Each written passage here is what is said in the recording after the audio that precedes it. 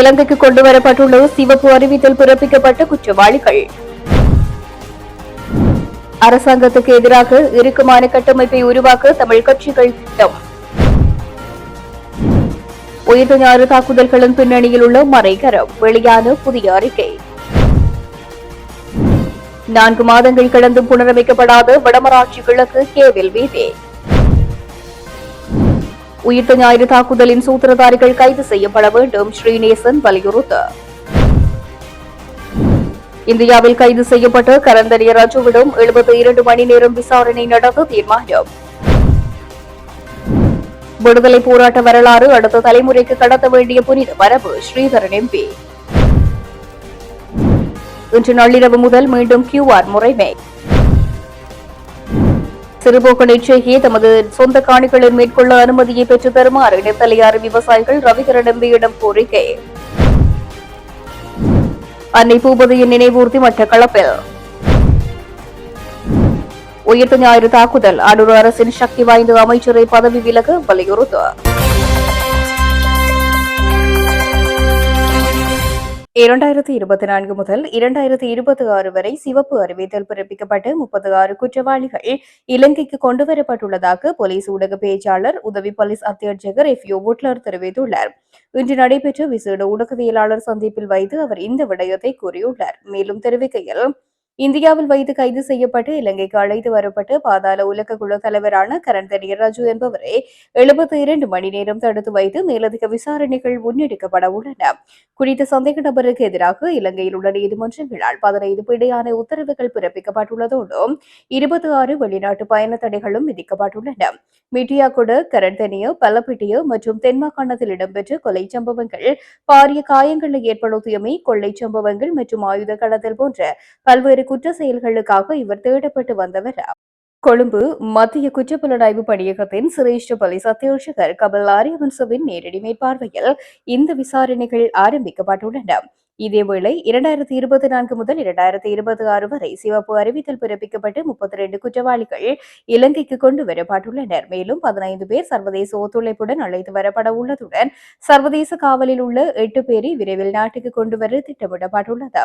அத்துடன் மேலும் 94 சிவப்பு அறிவித்தல்களை நடைமுறைப்படுத்த நடவடிக்கை எடுக்கப்பட்டுள்ளது என்று அவர் மேலும் கூறினார்.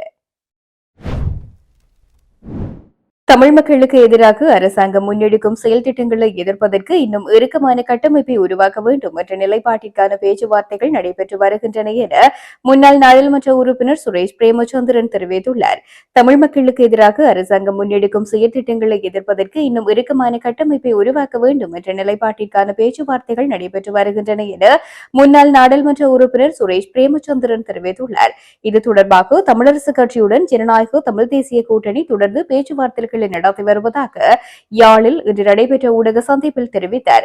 இந்த சந்திப்பின் போது மேலும் தெரிவித்த அவர், பொதுவான விடயங்களில் நாங்கள் ஒன்றுபட்டு செயல்படுவது தொடர்பிலும், தமிழ் மக்களுக்கு எதிராக அரசாங்கம் கொண்டு வருகின்ற திட்டங்களை எதிர்ப்பது, மாகாண சபை தேர்தலை நடாத்த வேண்டும் என்பது தொடர்பிலும் மற்றும் தேர்வு திட்டம் தொடர்பிலும் பேச்சுவார்த்தைகளை நடாத்தியுள்ளோம் என்று தெரிவித்தார். சில வாரங்களுக்கு முன்பாக தமிழ் சட்டத்தரணிகள் பேரவை என்பது புதிய அரசியல் சாசனம் ஒன்று இலங்கையில் உருவாகின்ற சமயத்தில் தமிழ் மக்களுடைய தேசிய இன பிரச்சினைக்கு தீர்வாக அங்கு நாங்கள் என்னென்ன விடயங்களை முன்வைக்க வேண்டும் என்பது தொடர்பாக ஒரு அறிக்கை ஒன்றை தயார் செய்வதற்காக 2 முறை அவர்கள் தமிழ் கட்சிகளை அழைத்து கூடி பேசியிருக்கின்றார்கள். இதன் பிரகாரம் ஜனநாயக தமிழ் தேசிய கூட்டணியில் அங்கம் வைக்கக்கூடிய கட்சிகள், இலங்கை தமிழரசு கட்சி, அதே போல் தமிழ் தேசிய பேரவையில் அங்கம் வைக்கக்கூடிய கட்சிகள் போன்றவற்றை உள்ளடக்கியதாக அங்கு அதனுடைய பிரதிநிதித்துவத்தின் அந்த அடிப்படையில் இந்த கூட்டங்கள் 2 கூட்டம் நடைபெற்றது. இதன் பிரகாரம் எல்லோருடைய இணக்கத்தின்படி இப்பொழுது ஒரு குழு ஒன்று நிபுணர்களையும் கட்சியினுடைய பிரதிநிதிகளையும் உள்ளடக்கிய ஒரு குழு ஒன்று அமைக்கப்பட்டிருக்கிறது. அந்த குழுவானது ஒட்டுமொத்தமாக அது குறிப்பாக சொல்வதாக இருந்தால் தமிழ் தேசிய மக்கள் முன்னணி, EPR, லெவிட்டலோ புளோட் போன்ற கட்சிகள், தமிழரசு கட்சி, அதாவது முக்கியமாக இலங்கை தமிழ் தேசிய பரப்பில் இருக்கக்கூடிய கட்சிகளை உள்ளடக்கிய வகையில் அங்கு அவர்களையும் இன்னும் குறிப்பாக சொல்வதாக இருந்தால் இந்த துறையில் நிபுணத்துவம் பெற்றவர்கள், சட்டத்தரணிகள், அரசியல் விஞ்ஞானத்தில் பாண்டித்தியம் பெற்றவர்கள் போன்றவர்களை உள்ளடக்கி ஒரு குழு ஒன்று நியமிக்கப்பட்டிருக்கிறது. ஆகவே அவர்கள் ஒரு தமிழ் மக்களினுடைய ஒருமித்த குரலாக ஒரு ஒரு ஒரு திட்டத்தை அதாவது தமிழ் மக்களுக்கான தேவைகள் என்ன என்று சொன்ன விடயங்களை உள்ளடக்கிய ஒரு தீர்வு திட்டம் ஒன்றை உருவாக்க இருக்கிறார்கள். அது இந்த புதிய அரசியல் யாப்பில் உள்ளடக்கப்பட வேண்டும் என்ற அடிப்படையில் அது செய்யப்பட்டது. அந்த பேச்சுவார்த்தைகளின் பொழுது ஒன்று சொல்லப்பட்டது என்று சொன்னால், இது தொடர்பாக வேறு எந்த விதமான கூட்டங்களோ, வேறு எந்த விதமான அமைப்பு முறைகளோ, வேறு எந்த விதமான நடவடிக்கைகளோ தேவையில்லை. இது ஒரு இந்த இந்த இந்த விடயங்கள் முடியும் வரையில் இது ஒரு ஒரு ஒரு ஒரு ஒரு என்ன சொல்ல ஒரு 4 சுவர்களுக்கு உட்பட்ட ஒரு விஷயமாக இருக்க வேண்டும். இது தொடர்பான வேறு கலந்துரையாடல்களோ வேறு விடயங்களோ யாரும் செய்ய வேண்டும் என்று சொன்ன அவசியம் இல்லை என்று சொன்னதை எல்லோரும் ஏற்றுக்கொண்டார்கள். ஆனால் நேற்றைய தினம் ஒரு பத்திரிகை செய்தி வெளிவந்திருக்கிறது. ஈழத்தமிழர் அரசியலமைப்பு நிர்ணய பொதுச்சபை என்று சொன்ன பெயரில் அது ஏறத்தாழ 28 பேரை உள்ளடக்கியதாக யாழ்ப்பாண பல்கலைக்கழகத்தை அரசியல் விஞ்ஞானத்துறையைச் சேர்ந்த விக்னேஸ்வரன் அவர்கள் தலைமையில் பல்வேறுபட்ட சிவில் அமைப்புகள், மற்றும்படி கஜேந்திரகுமார் பொன்னம்பலம் அவர்கள், அவரது கட்சியை சார்ந்தவர்கள், சட்டத்தரணிகள், அவரது அந்த தமிழ் தேசிய பேரவை கட்சியில் இருக்கக்கூடிய ஏனையோர் ஏறத்தாழ 28 பேரை உள்ளடக்கிய ஈழத்தமிழர் அரசியலமைப்பு நிர்ணய பொதுச்சபை என்று சொன்ன ஒன்றை அவர்கள் உருவாக்கி இருப்பதாகவும், அவர்களும் ஒரு தமிழ் அதாவது ஏக்கராட்சிய என்பதை முற்றுமுழுதாக நிராகரித்து தாங்கள் ஒரு சமஷ்டி அரசியலமைப்பு முறை என்ற ஒரு விஷயத்தான் சொல்கிறார்கள். ஏற்கனவே எங்களுடைய அதாவது இந்த தமிழ் சட்டத்தரணிகள் பேரவையினுடைய கூட்டத்தின் பொழுது இந்த விடயங்கள் அனைத்தும் விவாதிக்கப்பட்டு ஏக்கராட்சி என்ற விஷயங்கள் எல்லாம் கைவிடப்பட்டு அது ஒரு புதிய அதாவது ஏற்கனவே இருக்கக்கூடிய பல்வேறுபட்ட பரிந்துரைகள், அது சந்திரிகா அம்மையார் அவர்களது காலத்தில் கொண்டு வரப்பட்ட சந்திரிகா ப்ரப்போசல் என்று சொல்லக்கூடியவை, அல்லது திசை விதாரண காலத்தில் கொண்டு வரப்பட்ட ப்ரப்போசல் என்பவை, மங்களமனசிங்க காலத்தில் கொண்டு வரப்பட்ட ப்ரப்போசல் என்பவை, இப்படி பல்வேறுபட்ட ப்ரப்போசல்ஸ். அதை விட புதிதாக எதுவும் சேர்க்கப்பட வேண்டும் என்றால் இவை அனைத்தும் சீர்தூக்கி பார்க்கப்பட்டு தமிழ் மக்களுக்கு தேவையான இந்த நாட்டில் பிரச்சனைகள், தமிழ் தேசிய பிரச்சனைகளை தீர்க்கக்கூடிய ஒரு கௌரவமான தமிழ் மக்கள் தம்மை தாமே ஆளக்கூடிய வகையிலான ஒரு பொறிமுறை ஒன்றை உருவாக்குவதனூடாகத்தான் இலங்கையில் பொருளாதாரம் முன்னேற்றப்படும், இலங்கையில் சமத்துவம் உருவாக்கப்படும், இலங்கையில் இனங்களுக்கிடையிலான ஐக்கியம் உருவாக்கப்படும் என்பதன் அடிப்படையில் அதை நோக்கி செல்வதாக தீர்மானிக்கப்பட்டிருந்தது. அவ்வாறான தீர்மானத்தை தமிழ் தேசிய மக்கள் முன்னணியைச் சேர்ந்த கஜேந்திரகுமார் பொன்னம்பலம், அவரது கட்சியைச் சேர்ந்த ஏனைய உறுப்பினர்களும் ஏற்றுக்கொண்டிருக்கக்கூடிய சூழ்நிலையில் இப்பொழுது ஈழத்தமிழர் அரசியலமைப்பு நிர்ணய பொதுச்சபை என்று சொன்ன ஒரு விடயம் பற்றி அது இப்பொழுது நேற்றைய தினம் அதை பற்றின ஒரு அறிக்கை வெளியிடப்பட்டிருக்கிறது. அந்த அறிக்கையில் தான் இந்த விடயங்கள் அதாவது நாங்கள் ஒரு புதிய அரசியல் ஜாப்புக்கான அந்த திட்டங்களை நாங்கள் வரையப் போகிறோம் என்ற துணியில் அதில் ஒரு 28 பேருடைய பெயர் பட்டியலும் அங்கு போடப்பட்டிருக்கிறது. யாழ்ப்பாண பல்கலைக்கழகத்தைச் சேர்ந்த ஒரு சில பேராசிரியர்கள், ஒரு சில சட்டத்தரணிகள், இப்படி பல்வேறுபட்ட நபர்களை உள்ளடக்கியதாக அந்த விடயங்கள் இருக்கிறது. ஆகவே இது ஏற்கனவே தமிழ் சட்டத்தரணிகள் பேரவைக்கு திரு கஜேந்திரகுமார் பொன்னம்பலம் உட்பட்ட அவரது தமிழ் தேசிய பேரவையினர் கொடுத்த உறுதிமொழிகளை எல்லாவற்றையும் மீறி மீண்டும் ஒரு முறை இதை குழப்பக்கூடிய வகையில் இவ்வாறான ஒரு நடவடிக்கை தேவைதானா, அதாவது சகல கட்சிகளும் அதாவது தமிழரசு கட்சி பாராளுமன்றத்தில் அங்கம் வகித்த கட்சிகள் அனைவரும் ஒன்றிணைந்து தமிழர்களின் குரலாக, தமிழர்களின் ஒட்டுமொத்த முடிவாக ஒரு பொது தீர்வு திட்டம் ஒன்றை நாங்கள் உருவாக்க வேண்டும் என்று அதனை எல்லோரும் ஏற்றுக்கொண்டு அதனை செயற்படுத்துகிற ஒரு காலகட்டத்தில் இப்பொழுது ஒரு தரப்பு தமிழ் தேசிய பேரவை என்று சொல்லக்கூடிய கஜேந்திரகுமார் தலைமையிலான தரப்பு என்பது இப்படி ஈழத்தமிழர் அரசியலமைப்பு நிர்ணய பொதுச்சபை, ஈழத்தமிழர் அரசியலமைப்பு நிர்ணய பொதுச்சபை எனக்கு விளங்கவில்லை, ஈழத்தமிழருக்கான புதிய அரசியலமைப்பை செய்வதற்கான ஒரு நிர்ணய சபையா அது ஈழத்தமிழுக்கான தனி ஒரு அரசியல் யாப்பா எனக்கு இது உண்மையாகவே விளங்கவில்லை இவர்கள் என்ன சொல்கிறார்கள் என்று. ஆனால் இது தமிழ் சட்டத்தரணிகள் பேரவை அதனுடன் இணைந்து செயற்படக்கூடிய சகல தமிழ் கட்சிகளை அவர்களையும் உள்ளடக்கி செய்யக்கூடிய அந்த ஒரு பொது விடயத்தை இதை மீண்டும் குழப்பக்கூடும்.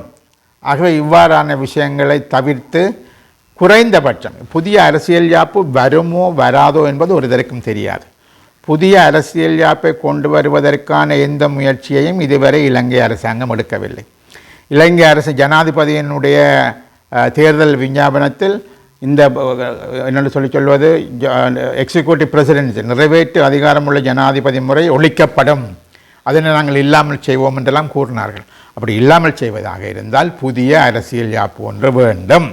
அந்த புதிய அரசியல் யாப்பை கொண்டு வருவதற்கான எந்த நடவடிக்கையும் 1.5 வருஷமாகியும் கூட இதுவரை அரசாங்கம் மேற்கொள்ளவில்லை.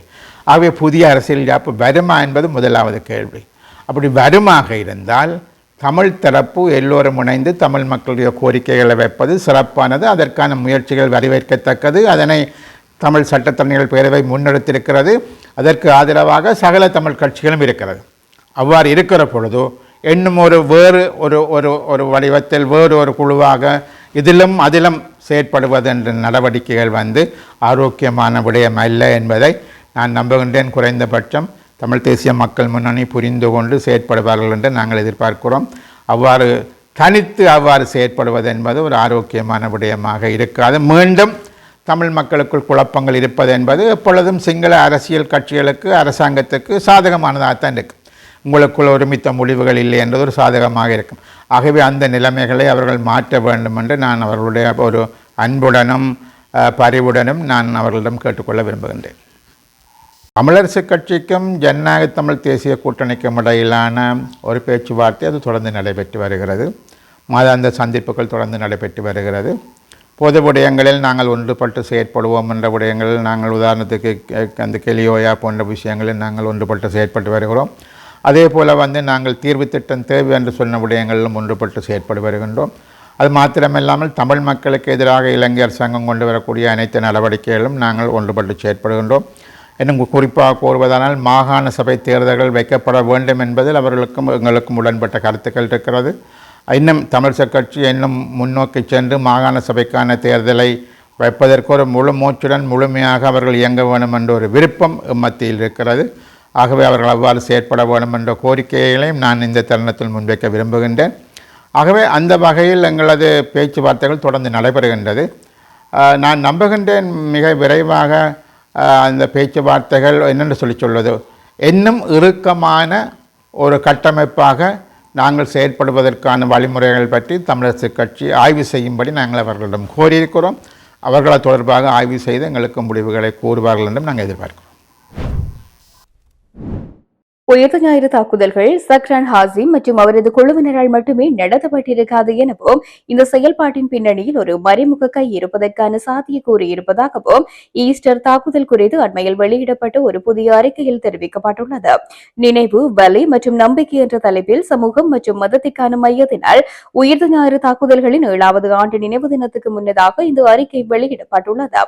இந்த தாக்குதல்கள் குறித்து பல ஆண்டுகளாக பல விசாரணைகள் நடாத்தப்பட்ட போதிலும் நீதி இன்னமும் முழுமையாக வழங்கப்படவில்லை எனவும் முக்கியமான ஆதாரங்கள் பொதுமக்களுக்கு வெளியிடப்படவில்லை எனவும் இந்த அறிக்கை எடுத்து காட்டுகின்றது.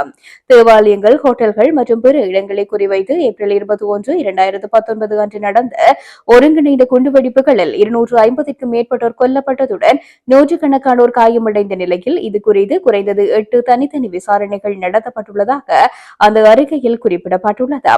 இந்த தாக்குதல்கள் சக்ரான் ஹாசிம் மற்றும் அவரது குழுவினரால் மட்டுமே நடத்தப்பட்டிருக்காது என்பதற்கான அறிகுறிகளை இந்த விசாரணைகளில் வெளிப்படுத்தியுள்ளதுடன் மாறாக இந்த செயல்பாட்டின் பின்னணியில் ஒரு மறைமுக கை இருப்பதற்கான சாத்தியக்கூறையும் அவை சுட்டிக்காட்டுகின்றன.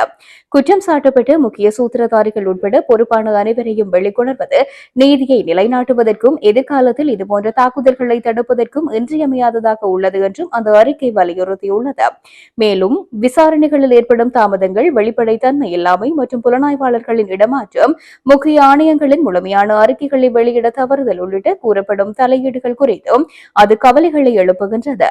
அதன் முக்கிய பரிந்துரைகளில் அனைத்து விசாரணை அறிக்கைகள் மற்றும் ஆதாரங்களை வெளிப்படுத்தல், அழுத்தங்கள் அல்லது அச்சுறுத்தல்களில் இருந்து புலனாய்வாளர்களுக்கு பாதுகாப்பு, உள்ளூர் மற்றும் வெளிநாட்டு நிபுணர்களை கொண்ட முழு அதிகாரம் பெற்ற ஒரு சுதந்திரமான ஆணையம், பொறுப்பானவர்கள் என அடையாளம் காணப்பட்டவர்கள் மீது விரைவான சட்ட நடவடிக்கைகள் ஆகியவற்றை இந்த CSR அறிக்கை மேலும் கோருகின்றது. இந்த தாக்குதல்கள் தொடர்பாக 41 வழக்குகள் வெளிவந்துள்ளன என்பதை அந்த அறிக்கை எடுத்து காட்டுகின்றது. இது விசாரணைகளின் சிக்கலான தன்மையையும் அளவையும் அடிக்கோடிட்டு காட்டுகின்றது. சமீபத்திய முன்னேற்றங்களை நம்பிக்கையான அடித்தளம் என்று குறிப்பிட்டாலும் பொறுப்புக்கூறலை உறுதி செய்ய தொடர்ச்சியான பொது அழுத்தம் தேவைப்படும் என CSR எச்சரிக்கின்றது. இந்த நிலையில் துயரம் நிகழ்ந்து 7 ஆண்டுகள் கடந்த பின்னரும் பாதிக்கப்பட்டவர்களும் அவர்களது குடும்பத்தினரும் உண்மையையும் மன அமைதியையும் தொடர்ந்து தேடி வருவதாக கூறி நீதியை நிலைநாட்டும் முயற்சியில் 2026ஆம் ஆண்டை ஒரு திருப்பு முனையாக மாற்றுமாறு அந்த அமைப்பு அதிகாரிகளை வலியுறுத்தியுள்ளமை குறிப்பிடத்தக்கது. யாழ்ப்பாணம் வடமராட்சி கிழக்கு கேபிள் பிரதான வீதிக்கு நிதி ஒதுக்கப்பட்ட நிலையில் 4 மாதங்களுக்கு பின்பும் புனரமைக்கப்படாமல் காணப்படுவதாக மக்கள் விசனம் தெரிவித்துள்ளனர். இதுகுறித்து மேலும் தெரிய வருகையில் 4 மாதங்களுக்கு முன்பு அரசு நிதியில் கேபிள் பிரதான வீதி புனரமைப்பு செய்வதற்காக நாடாளுமன்ற உறுப்பினர் ரஜீவன் ஜெயச்சந்திரமூர்த்தி தலைமையில் அடிக்கல் நாட்டி வைக்கப்பட்டது. உடனடியாக வேலைகள் ஆரம்பிக்கப்படும் என தெரிவித்திருந்த போதும் 4 மாதங்களை கடந்தும் வேலைகள் ஆரம்பிக்கப்படவில்லை. ஒப்பந்த காலம் முடிவடையும் நிலையில் மழைக்காலம் ஆரம்பிக்க உள்ளதால் இந்த வருடமும் இந்த வீதி புனரமைக்கப்படாது என்று மக்கள் கவலை தெரிவித்துள்ளனர். கேபிள் பிரதான வீதி நீண்ட காலமாக புனரமைக்கப்படாமல் காணப்படுவதால் இந்த வீதியால் பயணிப்பது சிரமமாக காணப்படுவதாகவும் பாடசாலை மாணவர்கள் மற்றும் வைத்தியசாலைக்கு செல்லும் நோயாளிகள் ஏனைய தேவை நிமித்தம் நாளாந்தம் பயணிப்பவர்களும் பெரும் சிரமத்தை எதிர்கொள்வதாலும் உடனடியாக ஒதுக்கப்பட்ட நிதியில் குறித்த வீதியை புனரமைப்பு செய்து தருமாறும் மக்கள் கோரிக்கை விடுக்கின்றனர். உயிர்த்த ஞாயிறு தாக்குதலுக்கு தற்கொலை குண்டுதாரிகளே பிரதான சூத்திரதாரிகள் என கூறி தண்டனையிலிருந்து சந்தேக நபர்களை காப்பாற்றவே உதய கம்மன்பில முயற்சிப்பதாக இலங்கை தமிழரசு கட்சியின் மட்டக்களப்பு மாவட்ட நாடாளுமன்ற உறுப்பினர் ஞானமுத்து ஸ்ரீநேசன் சுட்டிக்காட்டியுள்ளார்.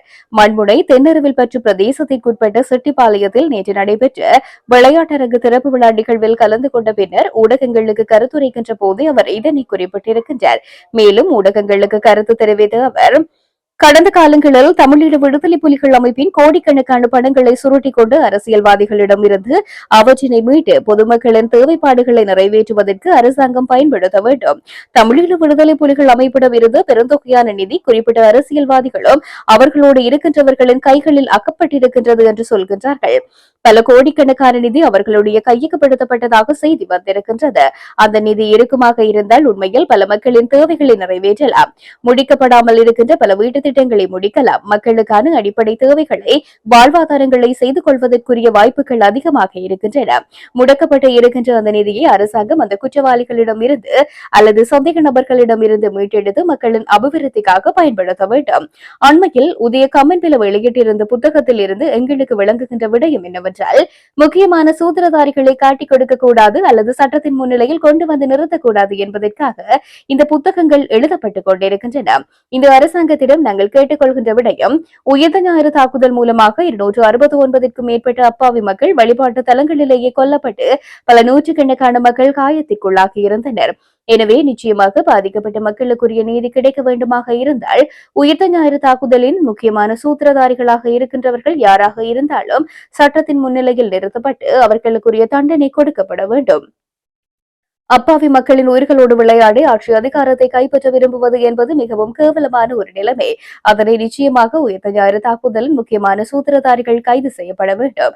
அதேபோன்று கடந்த காலத்தில் எங்களுடைய மக்கள் பல விதத்திலும் பாதிக்கப்பட்டார்கள் மற்றும் காணாமலாக்கப்பட்ட மக்கள் என்ற ஒரு பட்டியல் இருக்கின்றவர்களுக்கு நீதி கிடைக்க வேண்டும். இந்த அரசாங்கம் இனப்பிரச்சினை சம்பந்தமான விடயத்தில் இன்னும் கை வைக்கவில்லை. பொறியோடி போயிருக்கின்ற இனப்பிரச்சினை தீர்க்கப்பட்டு அதனை செய்து முடிக்குமாக இருந்தால் அது ஒரு சாதனையாக இருக்கும். அதனை செய்ய வேண்டும் என்று கேட்கின்றோம். இன்னும் அந்த இனப்பிரச்சினை என்பதை சாதாரண பொருளாதார பிரச்சனைகளை தீர்த்துவிட்டால் இனப்பிரச்சினை தீர்ந்துவிடும் என்று இவர்கள் நினைக்கின்றார்கள். அது அப்படியல்ல. நிச்சயமாக புறையோடி போயிருக்கின்ற இனப்பிரச்சினை தீர்க்கப்படுமாக இருந்தால்தான் இலங்கைக்கு ஒரு எதிர்காலம் வாய்ப்பாக வசதியாக அமையும் என்றும் அவர் மேலும் குறிப்பிட்டார். இந்தியாவில் வைத்து கைது செய்யப்பட்டு இலங்கைக்கு அழைத்து வரப்பட்டு பாதாள உலக குழு தலைவர் கரண்தனிய ராஜுவிடம் 72 மணி நேரம் தடுத்து வைத்து விசாரணைகள் முன்னெடுக்கப்பட உள்ளன. தென்மாகாணத்தில் இடம்பெற்ற கொலைகள் மற்றும் ஆயுத கடத்தல் உள்ளிட்ட பல்வேறு விதமான குற்றங்களுக்காக இவருக்கு எதிராக 15 பிடியாணைகள் பிறப்பிக்கப்பட்டிருப்பதாக போலீஸ் ஊடக பேச்சாளர் எஃப்யூ ஓட்லர் தெரிவித்துள்ளார். இதேவேளை போலீசாரின் விசேட சுற்றி வளைப்புகளில் கடந்த 2 ஆண்டுகளில் 81 T56 ரக துப்பாக்கிகள் உட்பட நூற்றுக்கணக்கான ஆயுதங்கள் கைப்பற்றப்பட்டுள்ளன. கடந்த 2024 முதல் தற்போது வரை சர்வதேச சிவப்பு அறிவித்தல் பிறப்பிக்கப்பட்ட 32 குற்றவாளிகள் நாட்டிற்கு அழைத்து வரப்பட்டுள்ளதோடு மேலும் 8 பேரை விரைவில் கொண்டுவர நடவடிக்கை எடுக்கப்பட்டுள்ளதாம். தேசிய ரீதியாக முன்னெடுக்கப்படும் விசேட நடவடிக்கைகளில் இதுவரை 1800க்கும் அதிகமான சந்தேக நபர்கள் கைது செய்யப்பட்டுள்ளனர். அத்துடன் ஆயிரக்கணக்கான கிலோகிராம் ஹெரோயின் மற்றும் ஐஸ் போதைப் பொருட்கள் கைப்பற்றப்பட்டுள்ளதுடன் மதுபோதையில் வாகனம் செலுத்திய 31,000க்கும் மேற்பட்டோருக்கு எதிராக வழக்கு தொடரப்பட்டுள்ளதாகவும் போலீசார் மேலும் குறிப்பிட்டுள்ளனர். இந்தியாவில் தேர்தல் காலம் வரும்போது தமிழ்நாட்டு அரசியல் கட்சிகள் கச்சத்தீவு விவகாரத்தை பேசுபொருளாக்குவது ஒரு வழக்கமான நிகழ்வே தவிர இது தொடர்பாக இந்திய அரசிடமிருந்து எங்களுக்கு எந்தவித உத்தியோகபூர்வ கோரிக்கைகளும் வரவில்லை என்று வெளிவிவகார மற்றும் வெளிநாட்டு வேலைவாய்ப்பு பிரதி அமைச்சர் தெரிவித்தார். கிண்ணியா பிரதேசத்துக்கு நேற்று மாலை விஜயம் செய்திருந்த அமைச்சரிடம் தமிழக அரசியலில் தற்சமயம் விவாதமாகியுள்ள கச்சத்தீவு குறித்து ஊடகவியலாளர்கள் எழுப்பிய கேள்விக்கு பதிலளிக்கின்ற போதே அவர் இந்த விடயத்தினை தெரிவித்திருக்கின்றார். இதன்பொழுது அவர் மேலும் தெரிவித்திருப்பதாவது கச்சத்தீவு தொடர்பாக இந்திய அரசாங்கம் இதுவரை இலங்கை அரசுக்கு எந்தவிதமான அதிகாரப்பூர்வமான வேண்டுகோள்களையும் விடுக்கவில்லை. இந்தியாவில் தற்போது தேர்தல் காலம் என்பதால் அரசியல் கட்சிகளால் முன்னெடுக்கப்படும் ஒரு பிரச்சாரமாகவே இதனை பார்க்கின்றோம். எனவே இதற்கு தேவையற்ற முறையில் பதிலளிக்க வேண்டிய அவசியம் இலங்கைக்கு இல்லை. 1974 மற்றும் 1976 ஆண்டுகளில் அப்போதைய இந்திய பிரதமர் இந்திரா காந்தி மற்றும் இலங்கை பிரதமர் ஸ்ரீமாவோ பண்டாரநாயக்க ஆகியோருக்கு இடையே கையெழுத்தான இருதரப்பு ஒப்பந்தங்களின் மூலம் கச்சத்தீவு இலங்கையின் ஒரு பகுதியாக உத்தியோகபூர்வமாக கையளிக்கப்பட்டது. சர்வதேச ஒப்பந்தங்களின் அடிப்படையில் கச்சத்தீவு இலங்கைக்கு சொந்தமான ஒரு பகுதி என்பது உறுதியானது. வருங்காலத்தில் இந்திய அரசு இது தொடர்பாக ஏதேனும் கோரிக்கைகளை முன்வைத்தால் அதனை ராஜதந்திர ரீதியாக பேச்சுவார்த்தை மூலம் கையாள தயாராக இருக்கின்றோம். 1974 மற்றும் 76 ஒப்பந்தங்களின்படி கடல் எல்லைகள் தெளிவாக வரையறுக்கப்பட்டுள்ளன. இதன் அடிப்படையில் இந்திய மீனவர்கள் கச்சத்தீவில் வலைகளை உலர்த்தவும் அங்குள்ள புனித அந்தோனியார் ஆலய திருவிழாவில் பங்கேற்கவும் அனுமதியுண்டு. ஆனால் சர்வதேச கடல் எல்லையை தாண்டி மீன்பிடிப்பதற்கான உரிமை இந்திய மீனவர்களுக்கு வழங்கப்படவில்லை. இரு நாடுகளுக்கும் இடையிலான உறவுகளை பாதிக்காத வகையில் சர்வதேச சட்டத்திட்டங்களுக்கு உட்பட்டே இவ்விவகாரம் கையாளப்படுவதாகவும் பிரதி அமைச்சர் மேலும் சுட்டிக்காட்டினார். எமது விடுதலை போராட்ட வரலாறு என்பது வெறும் பதிவுகள் அல்ல. அது எமது அடுத்த தலைமுறைக்கு நாம் கடத்த வேண்டிய புனிதமான மரபு. எமது வரலாற்று நாயகர்களின் தியாக தடங்களை இளைய தலைமுறையிடம் சேர்ப்பது எமது தார்மீக கடமையாகும் என்று மலரும் புதுயுகம் அமையத்தின் ஏற்பாட்டில் நடைபெற்ற தியாகத்தாய் அன்னை பூபதி அம்மாவின் 38ஆம் ஆண்டு நினைவேந்தல் நிகழ்வில் கலந்து கொண்டு உரையாற்றும் போது இலங்கை தமிழரசு கட்சியின் பாராளுமன்ற உறுப்பினர் சிவஞானம் ஸ்ரீதரன் தெரிவித்தார். கடந்த கால அரசுகளை காட்டிலும் தற்போதைய அரசு தமிழர்களின் உரிமை குரலை நசுக்க மிக நுணுக்கமான அரசியல் காய் நகர்த்தல்களை செய்கின்றது. யுத்தம் மௌனிக்கப்பட்டு ஆண்டுகள் பல கடந்து எமது பூர்வீக காணி அபகரிப்புகள் ஓயவில்லை. ராணுவமயமாக்கல் ஊடாக எமது நிலங்கள் பறிக்கப்படுவதும் மக்களின் வாழ்வாதாரம் சிதைக்கப்படுவதும் இன்றும் தீர்க்கப்படாத வழிகளாக தொடர்கின்றன. இதற்கு பின்னால் இருப்பது மிக தெளிவான சிங்கள மேலாதிக்க மனநிலை. தமிழர்களை தமக்கு சமமான குடிமக்களாக கருதாது இழிவான பார்வையுடன் அடக்கி ஒடுக்கும் போக்கையே அவர்கள் இன்றும் கடைபிடித்து வருகின்றனர். இத்தனை ஒடுக்குமுறைகளுக்கும் சவால்களுக்கும் மத்தியில் தான் கடந்த 16 ஆண்டுகளில் நாம் அழிந்து போன நிலையில் இருந்து மீண்டு அறத்தின் வழியிலான அரசியலை முன்னெடுத்துள்ளோம். எமது கொள்கை மீதான நேர்மையும் மக்களுக்காக துணிந்து நிற்கும் குணமுமே இன்று இந்த மண்ணின் மக்களை எம்மிடம் கொண்டு வந்து சேர்த்திருக்கின்றன. எமது சமூக மேன்மைக்கான இந்த நகர்வுகளை தகர்ப்பதற்கு புலனாய்வு துறையினரும் ஒட்டுக்குழுக்களும் எம்மோடு ஒட்டிக்கொண்டு கடும் பிரயத்தனம் செய்வார்கள். ஆனால் இத்தகைய சதித்திட்டங்கள் வந்தாலும் தியாக தீபம் திலீபனை போன்றும் தியாகத்தாய் அன்னை பூபதி போன்றும் நாம் கொள்கை உறுதியோடு பயணிக்க வேண்டும். அன்னை பூபதி அம்மா அவர்கள் இந்த மண்ணுக்காகவும் மக்களுக்காகவும் தனது உயிரியை ஈகம் செய்து எமக்கு கற்பித்த உறுதியான கொள்கை தெளிவுள்ள விடுதலைக்கான அறைகூவலை அதே உறுதியுடனும் தேசப்பற்றுடனும் நாம் உலகுக்கு உறக்கச் சொல்வோம். எமது வீரம் சொறிந்த போராட்ட வரலாற்றை அடுத்த தலைமுறைக்கு இட்டு செல்லும் வரலாற்று பணியை அன்னை பூபதியின் நினைவில் நின்று தொடர்வோம் என்று தெரிவித்தார். கிளிநொச்சி கூட்டுறவாளர் மண்டபத்தில் நடைபெற்ற இந்நினைவேந்தல் நிகழ்வில் பாராளுமன்ற உறுப்பினர் சிவஞானம் ஸ்ரீதரன், கரைச்சி பிரதேச சபையின் தவிசாளர் அருணாச்சலம் வேளமாளிகிதன், பச்சுளைப்பள்ளி பிரதேச சபையின் தவிசாளர் சுப்பிரமணியம் சுரேன், கிளிநொச்சி மாவட்ட வர்த்தகர் சங்கத்தின் தலைவர் இளைய தம்பி விஜயசிங்கம் என்று இதில் பலர் கலந்து கொண்டிருந்தமை குறிப்பிடத்தக்கது. பண்டிகை காலத்திற்காக தற்காலிகமாக இடைநிறுத்தப்பட்டிருந்த எரிபொருள் விநியோகத்திற்கான QR முறைமை இன்று நள்ளிரவு முதல் மீண்டும் அமலுக்கு வருவதாக இலங்கை பெட்ரோலிய கூட்டுத்தாபனம் அறிவித்துள்ளது. சித்திரை புத்தாண்டை முன்னிட்டு கடந்த 11ஆம் தேதி நள்ளிரவு முதல் பெட்ரோல் வாகனங்களுக்கான QR கட்டுப்பாடு நீக்கப்பட்டிருந்தது. எனினும் இன்று நள்ளிரவு முதல் மீண்டும் பழைய முறைப்படியே எரிபொருள் ஒதுக்கீடு வழங்கப்படும். இன்று நள்ளிரவு முதல் அனைத்து வாகனங்களுக்கும் QR முறைமையினூடாக மட்டுமே எரிபொருள் விநியோகிக்கப்படும். வாகன இலக்கு தகட்டின் கடைசி இலக்கத்தின் அடிப்படையில் எரிபொருள் வழங்கும் நடைமுறை தொடரும். முன்னர் நடைமுறையிலிருந்து அதே அளவிலான எரிபொருள் ஒதுக்கீடு வாகனங்களுக்கு வழங்கப்படும் என இலங்கை பெட்ரோலிய கூட்டுத்தாபனத்தின் தலைவர் DJ ராஜகருண தெரிவித்துள்ளார். எரிபொருள் நிலையங்களில் தேவையற்ற நெரிசலை தவிர்க்கவும் விநியோகத்தை முறைப்படுத்தவும் இந்த நடவடிக்கை மீண்டும் எடுக்கப்பட்டுள்ளதாக பெட்ரோலிய கூட்டுத்தாபனம் மேலும் தெரிவித்துள்ளது. தமது சொந்த காணிகளிலேயே சிறுபோக நெற்செய்கையை மேற்கொள்வதற்கு அனுமதியை பெற்றுத் தருமாறு கல்மடுகுளத்தின் சிறுபோக நீர்ப்பாசன பங்காளர்களான விசுவமடு மேற்கு கமகார அமைப்பு பிரிவில் உள்ள நெத்தலையார் விவசாயிகள் வன்னி மாவட்ட நாடாளுமன்ற உறுப்பினர் துரைராசா ரவிகரனிடம் கோரிக்கை விடுத்துள்ளனர். இந்நிலையில் விவசாயிகளின் கோரிக்கையை கேட்டறிந்த நாடாளுமன்ற உறுப்பினர் ரவிகரன் உரிய தரப்பினரிடம் கலந்துரையாடி நெத்தலையாறு விவசாயிகள் எதிர்நோக்கும் நெருக்கடியை தீர்ப்பது தொடர்பில் கவனம் செலுத்த உள்ளதாக தெரிவித்துள்ளார். விசுவமடு மேற்கு நெத்தலையாறு விவசாயிகளின் அழைப்பை ஏற்று நேற்றைய தினம் வெள்ளிக்கிழமை குறித்த பகுதிக்கு நேரடியாக சென்ற நாடாளுமன்ற உறுப்பினர் ரவிகரன் விவசாயிகளுடன் கலந்துரையாடியதுடன் நெத்தலையாறு பகுதி விவசாய நிலங்களையும் நேரடியாக பார்வையிட்டார். மேலும் விசுவமடு மேற்கு கமகார அமைப்பை சார்ந்த விவசாயிகள் நாடாளுமன்ற உறுப்பினர் துரைராசா ரவிகரனிடம் தமது முறைப்பாடுகளையும் கோரிக்கைகளையும் தெரிவிக்கையில் கல்மடுகுளம் முல்லைத்தீவு மாவட்ட எல்லைக்குள் காணப்படுகின்ற போதும் கிளிநொச்சி மாவட்டத்தை சார்ந்தவர்களே அக்குளத்தினால் பயன்பெறுகின்றனர். இருப்பினும் கல்மடுகுளத்தின் நீரை பயன்படுத்தி கடந்த 1972ஆம் ஆண்டிலிருந்து விசுவமடு மேற்கு கமக்காறு அமைப்பு பிரிவில் உள்ள நெத்தலியாறு பகுதியில் உள்ள வயல் நிலங்களில் சிறுபோக நெற்செய்கையில் நாம் ஈடுபட்டு வருகின்றோம். இந்நிலையில் கடந்த 1983ஆம் ஆண்டு கண்டாவளை பகுதியில் உள்ள வயல் நிலங்களுக்கு கல்மடுகுளத்தில் இருந்து நீர்ப்பாசனம் வழங்க தொடங்கிய பிற்பாடு நெத்தலியாறு பகுதியில் நாம் சிறுபோக நெற்செய்கை மேற்கொள்வதற்கு கண்டாவளை கமக்காறு அமைப்பினரால் நமக்கு தொடர்ச்சியாக பல்வேறு தடைகளும் இடையூறுகளும் ஏற்படுத்தப்பட்டு வந்தன. இவ்வாறு இடையூறுகள் ஏற்படுத்தப்பட்ட போதும் கடந்த 2019ஆம் ஆண்டு வரையில் கல்மடுகுளத்தின் நீரை பயன்படுத்தி நெத்தலியாறு பகுதியில் நாம் சிறுபோக நெற்செய்கையில் தொடர்ச்சியாக ஈடுபட்டு வந்தோம். இத்தகைய சூழலில் கடந்த 2019ஆம் ஆண்டு கண்டாவளை கமக்காறு அமைப்பினர் நீதிமன்றில் வழக்கு தொடர்ந்ததன் பிற்பாடு எம்மால் சிறுபோக நெற்செய்கைக்கு கல்மடுகுளத்தில் இருந்து நீரை பெற்றுக் கொள்ள முடியாத நிலை ஏற்பட்டதுடன் சிறுபோக நெற்செய்கையை மேற்கொள்ள முடியாத துர்ப்பாக்கிய நிலையும் ஏற்பட்டது. அதன் பிற்பாடு எமது தொடர்ச்சியான கோரிக்கையினை அடுத்து வாழ்வாதார பங்குகள் என்ற அடிப்படையில் ஒரு பயனாளிக்கு 0.25 ஏக்கர் சிறுபோக பங்கு வீதம் மொத்தமாக 35 ஏக்கர் சிறுபோக பங்குகளுக்கு கல்மடு குளத்தில் இருந்து நீரை பெற்று நெற்செய்கை மேற்கொள்வதற்கு அனுமதிக்கப்பட்டது.